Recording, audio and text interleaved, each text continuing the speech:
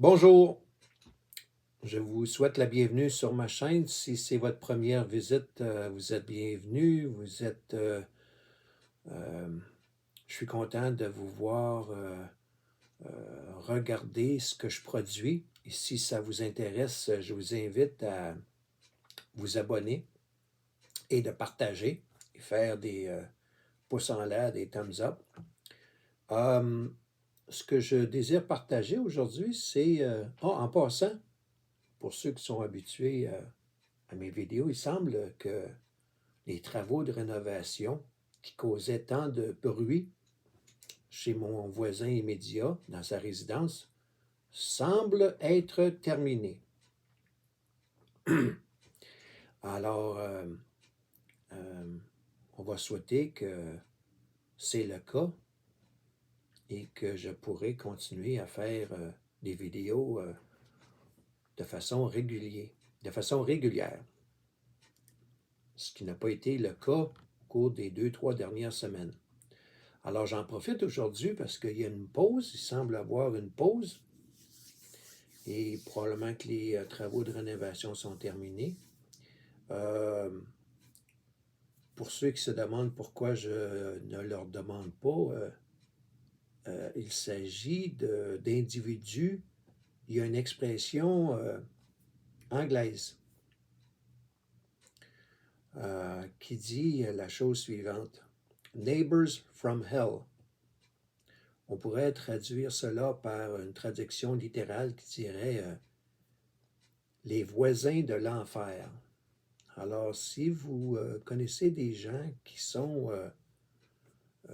très diaboliques, qui sont que le satanisme, le diabolique habite leur corps entièrement, c'est un peu le genre de voisin que j'ai, malheureusement. Mais ça forme le caractère. Vous savez, quand je dis que les chrétiens sont ciblés, sont persécutés, mon épouse et moi, nous sommes actifs, très actifs, pour partager la bonne nouvelle. Et nous n'avons pas, mon épouse et moi n'avons pas le même caractère, la même personnalité. Une bonne chose. Ça aurait été, disons que ça aurait été assez spécial si nous étions tous les deux identiques. On se complète. Elle a été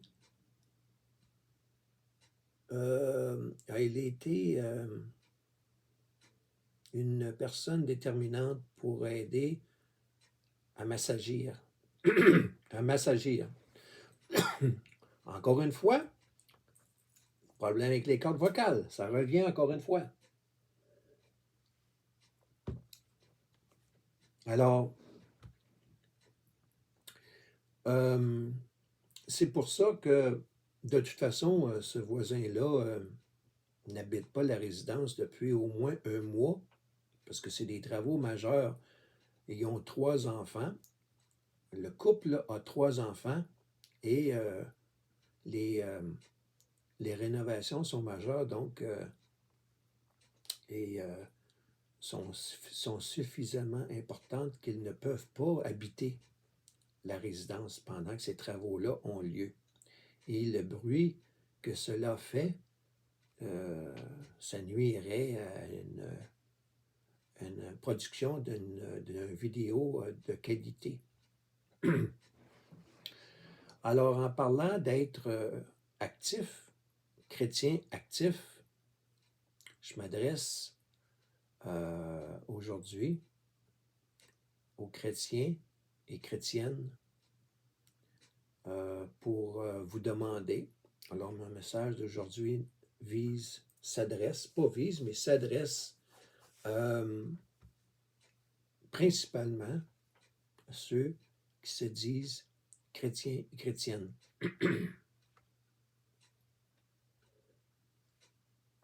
Ce que je désire, vous demander, c'est si vous êtes passif ou actif.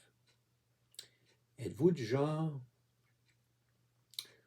un chrétien, une chrétienne qui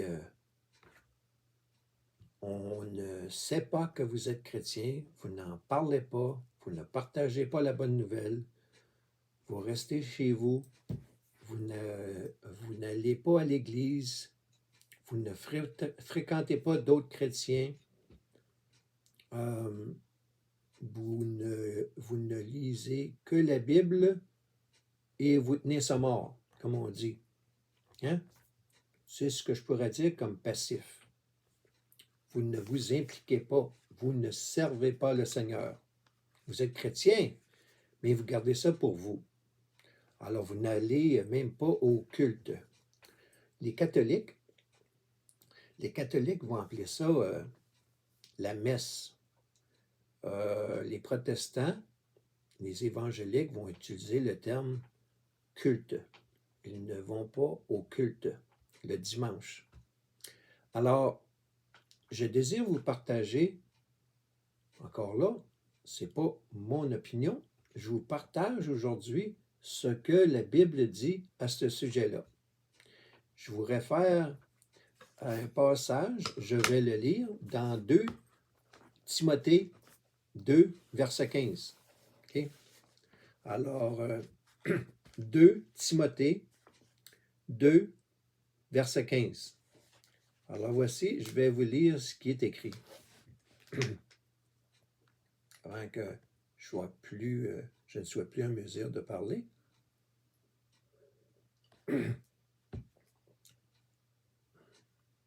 Peut-être c'est encore une autre attaque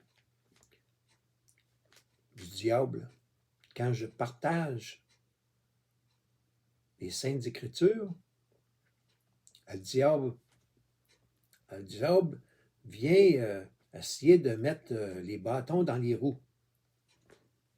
Le diable, j'ai pas peur de toi, le diable. Moi, je suis un enfant de Dieu, puis j'ai la tête dure, fait que le diable, là, t'auras beau t'essayer, là, mais t'auras pas le dessus sur moi. Ferme la parenthèse. Je suis un peu... l'adversité, là, je connais ça, j'ai vécu ça, puis je le vis encore aujourd'hui, surtout quand tu es un chrétien actif, tu vas être attaqué, tu vas être persécuté. En passant, vous remarquez que quelqu'un aux États-Unis, à Nashville, au Tennessee, une jeune dame, on va appeler une pomme, puis un orange, là, une jeune femme transgenre qui, dans sa tête, se croit un homme, on appelle ça un transgenre, est allée faire du terrorisme dans une école chrétienne, une école privée chrétienne. C'est soldé par 6 morts, 3 enfants et 3 adultes. Fait que, disons que quand on parle de chrétiens persécutés, des chrétiens attaqués, c'en est un bel exemple. Alors voici, je retourne aux Écritures. 2 Timothée 2, verset 15. Efforce-toi de te présenter devant Dieu comme un homme qui a fait ses preuves, un ouvrier qui n'a pas à rougir, mais qui expose avec droiture la parole de la vérité.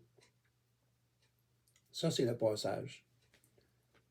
Juste ce verset-là, sans aller plus loin, est suffisant. Je vais vous donner le commentaire, parce que je cite le commentaire dans la Bible que j'ai, le commentaire qui va avec ce verset-là. Vous remarquez, j'ai appris à ne pas dire que je ferais un cours vidéo, parce qu'à tous les fois que je dis que je vais faire un cours vidéo, il est plus long que j'avais pensé faire. Alors, je ne l'ai pas mentionné. Voici le commentaire. Un jour, Dieu vérifiera quel genre d'ouvrier nous avons été. Construisons notre vie sur sa parole, imprégnons-nous-en. Elle seule nous dit comment vivre pour Dieu et le servir. Les croyants qui la négligent seront certainement couverts de honte le jour du jugement. Une étude sérieuse et régulière de la parole de Dieu est d'une importance vitale. Autrement, nous pourrions nous laisser aller à négliger le Seigneur et passer à côté du véritable sens de la vie. Alors, il ne s'agit donc pas uniquement de prier et de lire la Bible et s'en tenir seulement à ça et de vivre isolé. Nous devons de croître dans notre foi. Il n'y a rien de mal. C'est recommandé d'ailleurs de lire et de prier à chaque jour, mais ça ne s'arrête pas là.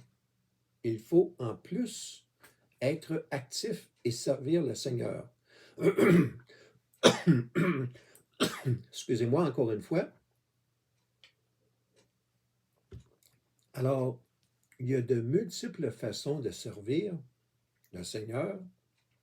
Et là, lorsque vous allez prier, je vais vous demander de demander au Seigneur comment il aimerait que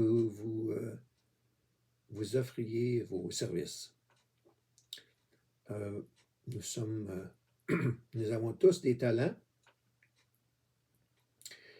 Il y en a que c'est au niveau administration, il y en a que c'est au niveau artistique,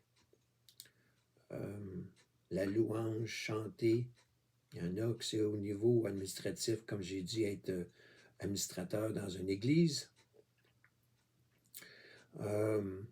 Alors, il y a plusieurs façons que l'on peut aider dans la communauté. Et je vous recommande fortement de vous impliquer et ne pas rester passif. Soyez actif. Et en étant actif, ça va deux pierres d'un coup.